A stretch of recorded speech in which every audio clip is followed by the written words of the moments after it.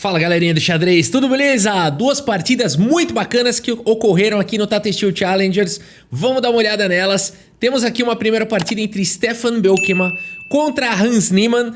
É bem bacana essa partida, vamos dar uma olhada. O Stefan abre aqui com C4, abertura inglesa. Tem várias maneiras de você responder a abertura inglesa. Você pode jogar uma simétrica, você pode jogar simétrica com os cavalos, ainda os 4 cavalos simétrica. Você pode responder com E5, que é bem interessante. Você pode tentar um C6, cavalo F6 é outra possibilidade. Essa partida seguiu com E5, vamos ver. G3. G3 é um lance que está muito de acordo com a abertura inglesa, porque você vai provavelmente desenvolver sempre aqui com muito suporte nas casas claras, ok? Então vamos lá. C6 foi jogado, o cavalo vem para F3, E4. Temos uma Alekhine às avessas aqui, as brancas já têm o cavalo atacado. Cavalo vem para D4, D5. Pelo Niemann atacando o centro, o peão toma e aqui dama toma. Não tentem isso em casa, né? Aqui já saindo prematuramente com a dama. E esse lance vem com um ataque para cima do cavalo. Por isso só é que é possível fazer esse lance. Senão você já levaria um ataque de cavalo e ia ter que perder um tempo, né? Então, por isso, cavalo C2 foi jogado e aqui cavalo em F6. Agora sim, cavalo C3 recupera o tempo, porque agora a dama vai ter que se mexer. Dama em E5 e agora bispo em G2. Desenvolvendo peças aqui o Stefan. Bispo em E7, prepara para colocar o rei em segurança, o cavalo vem para casa de E3, Niemann coloca o cavalo em A6. A gente tem um posicionamento diferente desses cavalos nessa partida. Dama vem para C2, pressão total no peão central. E o Niemann segue com o cavalo B4, esse lance ataca a dama, de maneira que ainda não tá dando tempo de capturar esse peão, você não vai capturar de dama. Por isso, dama B1 foi jogado e o cavalo vem para casa de D5. Que história é essa, Hans Niemann, sacrificando o peão? Vamos ver que gambito é esse. A partida seguiu agora com o cavalo por E4, aceitando esse peão, passa ele para cá, coleta a madeira, põe no bolso. Hans Niemann segue com o cavalo por E3, temos D por E3 e agora bispo em F5. O cavalo está cravado, o que não é exatamente um problema nessa posição, porque o cavalo sai com cheque, capturando uma peça. E depois de dama por F6, E4 faz a proteção da dama e contra-ataca aqui o bispo. Hans Niemann segue com bispo B4 com cheque, excelente lance. E a ideia é que se houvesse a cobertura aqui de bispo, você pode trocar, fazer um grande roque e tem um bom contra-jogo, né? Dá pra jogar isso daqui tranquilamente. Essa é a ideia do Hans Niemann, jogar com um peão a menos, mas de uma maneira dinâmica. Bem interessante, a partida seguiu com o rei F1 e agora o Niemann joga com bispo em E6 e de fato o Niemann está jogando com um peão a menos. Vamos ver se ele tem compensação ou não. A partida segue com bispo em F4 e agora grande roque jogado de qualquer maneira, não temendo o rei cortado aqui com o bispo, não temendo o rei não exatamente seguro. E agora a dama C2 segue na partida com alguma pressão aqui já em C6, temas táticos podem começar a existir. Niemann segue com torre D4, o que ele tá querendo com esse lance aí de torre? Vai dobrar as torres, E5 chega de qualquer maneira, dama volta para casa de E7, não dá para sacrificar nada aqui agora, não tem futuro. Aqui bispo toma, simplesmente você teria torre C4, então essa foi a ideia do Niemann quando ele joga o lance torre D4, né? Ele tá evitando aí esse sacrifício, apesar de que aqui com a dama em E7, até mesmo tomar o bispo poderia, mas torre C4 seria ainda mais certeiro, né? Por isso, seguimos com B3 simplesmente. Niemann joga dobrando as torres e agora nós temos o lance H4, ganhando um pouquinho de espaço na ala do rei. H6 foi jogado, bispo em F3, bispo D2, ataca o bispo fortemente. E aqui convida a trocas, onde o Niemann teria uma torre na 7ª horizontal, uma torre bastante forte. A gente começa a acreditar que o Niemann deve ter alguma compensação pelo peão a menos, por serem peões dobrados, e ainda as brancas vão ter que perder alguns tempos. As pretas já têm uma torre na 7ª, quem sabe podem até colocar 2 torres na 7ª, e isso vai dar muito problema. Por isso seguimos com E3, atacando a dama, protegendo o bispo, torre D3, coloca a torre em segurança, H5, dama D7, triplica na coluna.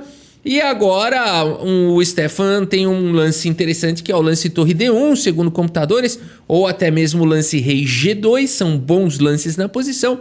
No entanto, ele segue com o lance bispo aqui atacando a torre, bispo E2. E agora o Niemann tem um contrajogo fenomenal nessa posição. Um erro agora foi jogado pelo Stefan. Quem diria, né? Um lance tão natural. Mas é que é um lance errado porque ele cai nesse lance. Bispo em F5 jogado pelo Hans Niemann. E a torre tá blindada porque você vai ganhar a dama se essa torre for capturada. Por isso, dama C5 foi jogado, tira a dama do ataque, mantém a torre atacada e vai para um contrajogo aqui no peão. Temos o lance B6, não dando tempo, dama atacada vem para C4, B5 persegue a dama volta para casa de C5 e aqui torre C3, a torre escapa do ataque do bispo com o tempo sobre a dama e essa dama tá ficando meio esquisita aqui, ela tá ficando meio sem casa. Talvez aqui dama D6, mas você não é obrigado a trocar. Essa dama tá meio complicada aqui. Segue com dama 3 a partida. E aqui A5, o Hans Niemann vai tentando aprisionar essa dama. Torre D1, mantém agora aqui o bispo cravado. Niemann segue com o lance torre C2. Temos o lance B4, dando espaço aí pra dama, quem sabe, fugir. Dama D5, chega no momento certo, ataca o peão de A, ataca a torre em defesa aqui em H1, tá ficando complicado pro Stefan. Ele segue com o lance E4 na tentativa de desviar um pouquinho a dama, ganhar um tempo para jogar F3. Mas nessa posição, meus amigos, vocês já estão vendo aqui M5, né? Isso aqui significa mate em 5. Se você quiser dar pause nessa posição e tentar encontrar aqui o lance, a sequência que dá mate em 5 lances, vale a pena, é muito bonita. Aqui a continuação. E eu espero que você tenha encontrado. Aqui vou dar mais um tempinho. E eu espero que você tenha encontrado, meus amigos, dama por bispo. E nessa posição, Stefan, com 39 segundos no relógio, no lance 33, abandona aqui a partida. Abandonou porque não dá mais, meus amigos, aqui. Realmente a gente tem uma sequência de mate, né? Então aqui praticamente é forçado, rei G1 não faz nenhum sentido, então aqui a sequência seria rei por dama, mas aí Hans Niemann seguiria com bispo por F4, esse lance vem com cheque, essa torre está protegida, o rei já não tem tantas casas assim, se o rei tentar escapar... se a torre se colocar aqui interposta, a torre vai capturar e vai dar checkmate em poucos lances. Por exemplo, torre cobre, simplesmente você coloca aí as duas torres na sétima, desvia o rei para o lado e dá mate. Ou então, se não quiser cobrir de torre, quiser simplesmente escapar com o rei, tá vindo o bispo desviando a defesa da torre, seguindo com checkmate. Uma bela sequência aqui do Hans Niemann para cima do Stefan. O Hans Niemann que não tá exatamente lutando pela liderança no torneio, nem nada disso. Acho que ele tá uns 2 pontos atrás da liderança, mas fez essa bonita partida aqui, né? Perdeu bastante já no torneio também, empatou, fez bastante porcaria, né? Como sempre, o Hans Niemann não tem uma consistência, né? De vencer torneio, de ficar de ponta, de tabela, não tem essa pegada. Mas ele faz umas partidas brilhantes aí de vez em quando, né? Essa foi uma delas. E vamos dar uma olhada aqui no líder do torneio, Mark Maurizi, jogando contra o Ilian Vrolich. Vamos dar uma olhada, que bacana aqui também. Tá jogando o Maurizi, que é campeão do mundo juvenil. E é uma promessa, galera. Esse garoto aí, logo, ele tá com 16 anos, né? Logo aí a gente vai ver ele participando aí dos torneios de elite e tudo mais, né? Bom, já tá no Tata e ele tá brilhando no Tata. Então tudo indica aí que ele tá rumo a 2.700, aí a Super GM. A gente vai ouvir falar bastante do Maurizi. Vamos dar uma olhada. O Maurizi da França, como pode? Jogando contra o Liam, abre aqui com o peão do rei. Temos aqui E5, cavalo em F3, cavalo C6. Pensa que o Maurizi vai ser da Itália, né? Mas é engraçado esse nome aí. Bispo B5, foi jogado mais uma Rui Lopes das nossas vidas. A6, o bispo vem, cavalo ataca. Roque coloca o rei em segurança, não se preocupando com o peão. Bispo E7 também prefere desenvolver. Torre protege, B5, bispo B3, Roque foi jogado e aqui a turma joga C3 e pode se preparar para o ataque Marshall, que é muito perigoso, gambito, as pretas entregam o peão para um forte ataque, por isso a turma joga bastante aqui hoje em dia o anti-Marshall, A4. Torre B8 foi jogado, peão toma, cavalo vem para C3 Não é muito natural jogar dessa forma, porque em geral na Ruy Lopes você quer deixar a casa de C3 para o peão e vai colocar o cavalo lá em G3 para tentar colocar o cavalo em F5. Vamos ver o que o Maurizi está trazendo aqui. Cavalo C3 foi jogado, não é muito natural. Cavalo D4 centraliza o cavalo, oferece o peão central. Um peão que vai custar caro depois de dobrar esses peões, tirar o bispo de casas claras. Olha, esse bispo aqui da Ruy Lopes você não quer perder por nada. Por isso o cavalo toma, peão toma. E agora o cavalo vem para casa de E2, bloqueia a defesa do peão. No entanto, ataca o peão central. Temos trocas. Cavalo toma. E agora o cavalo vem para C5. O bispo, mais uma vez, está sendo perseguido. Né? Parece o artilheiro lá do time. Né? O Neymar, assim, a turma quer tirar do campo. Né? Então aqui é o seguinte. Bispo D5 foi jogado. O bispo aqui quer continuar no jogo. Agora o bispo vem para F6. E o cavalo volta para F3. Fica em segurança. Bispo B7, não teve jeito.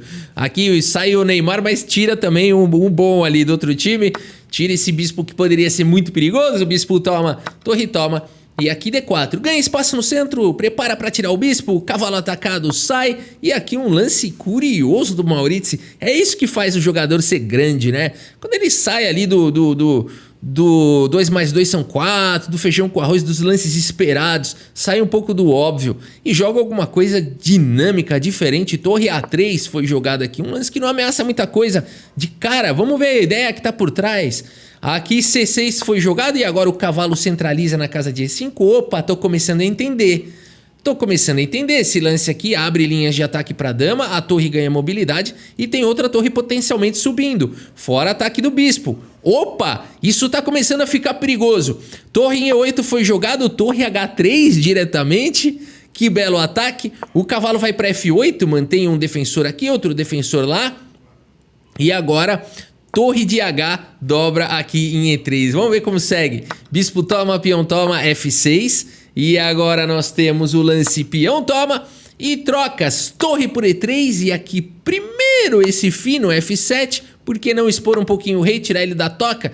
E agora segue aqui com o bispo por E3 desenvolvendo o bispo. Temos o rei G8, é isso. Teve que gastar aqui um tempo. E agora seguimos com o bispo C5. Opa, esse lance aqui, ele dá uma imobilizada aqui nos peões. Vamos ver como segue. D5 foi jogado e agora dama em E2. Nós temos o lance torre em F7.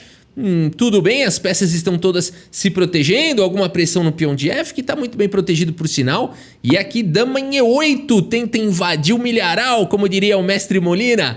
Nós temos agora o lance dama G5, tenta manter a dama no jogo. Dama F6 também seria possível, mas de fato você não está atacando exatamente em F2, mas estaria atacando em B2, seria bem bacana também. Dama G5 foi jogada e agora cai o peão, começa a tremer, esses dois caras aqui já começam, né, a perceber que o negócio tá estranho para eles. Dama D2 ataca a torre, nós temos o lance dama em E8, protegendo aqui a torre, o bispo tá protegendo em F2, cai o peão de C2 e aqui o que você jogaria nessa posição? Eu jogaria B4 aqui, eu gosto de fazer essas micro fortalezas, mas o Maurizi é agressivaço, ele vai pro melhor lance, dama por B5 e agora captura mais um peão, mantém o peão de F atacado e agora ele tem um peão passado perigosíssimo. Esse peão também é perigoso. H6 foi jogado, H3 todo mundo investe um tempo aqui para profilaxias, todo mundo lava a mão, não é isso? E agora o jogo segue, rei H7, dama em E8, Rafa, não confunda a profilaxia com a asepsia. Você falou lavar a mão, você confundiu a palavra. Tá bom, segue o jogo, segue o baile. Dama em E8 foi jogado pelo Maurizi, atacando a torre, deixando aqui o bispo. Nós temos aqui o lance torre em F6 e agora B4, disparando aqui o peão. A dama vem para casa de F5, mantendo sempre uma pressão ineficaz em F2.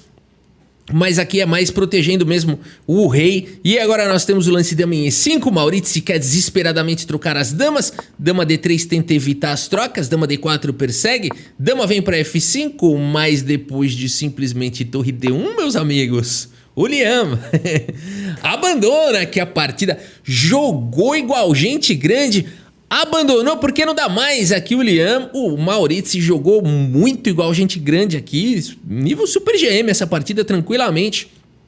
Mostrou muita maturidade. Quando joga a torre A3, torre H3, você fala, ixi Maria, cuidado, vai sacrificar tudo. Mas depois ele voltou, né? Ele criou umas ameaças, criou umas fraquezas. Ele não foi full ataque, não foi desesperado. Não, aqui ele mostrou muita maturidade.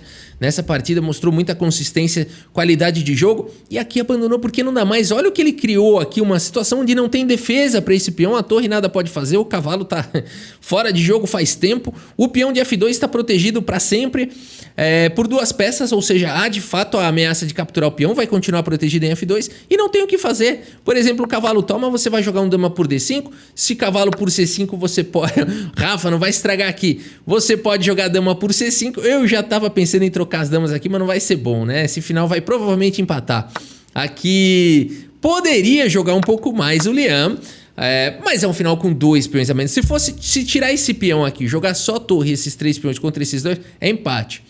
Mas com esse peão extra, aí a situação realmente é outra. Dá pra jogar mais 20, 30 lances aqui tranquilamente, tentar dar trabalho, resistir. Mas o Liam sabe que o Maurizi aqui não terá dificuldades de ganhar um final como esse, né? Muito bem, meus amigos, e aqui a gente tem a classificação por enquanto, a classificação aqui do Tata Steel Challengers 2024. Maurizi com 8,5 pontos na liderança, cara. Que é isso? 1 ponto à frente do Leon Luke. Temos com 7 pontos o Erwin Lamil, Daniel Darda, 6,5 pontos Saleh Salem, Hans Niemann, Korobov. Ou seja, de fato eles estão a 2 pontos da liderança, praticamente acabando aqui o torneio, já não dá mais para pensar em nada no caso deles, né? Afinal de contas, a gente tem mais uma rodada hoje, mais uma rodada amanhã, apenas faltando 2 rodadas, né? Então já muito difícil. Vamos ver se o Maurizi se mantém consistente aí nessa reta final e consegue o seu título aqui, né? Consegue se tornar campeão. Mas é isso, meus amigos, a gente segue acompanhando o Tata Steel Masters e o Challengers 2024. Espero que vocês tenham gostado das partidas e do vídeo. Muito obrigado pela sua audiência, um grande abraço para todos vocês e até a próxima. Valeu!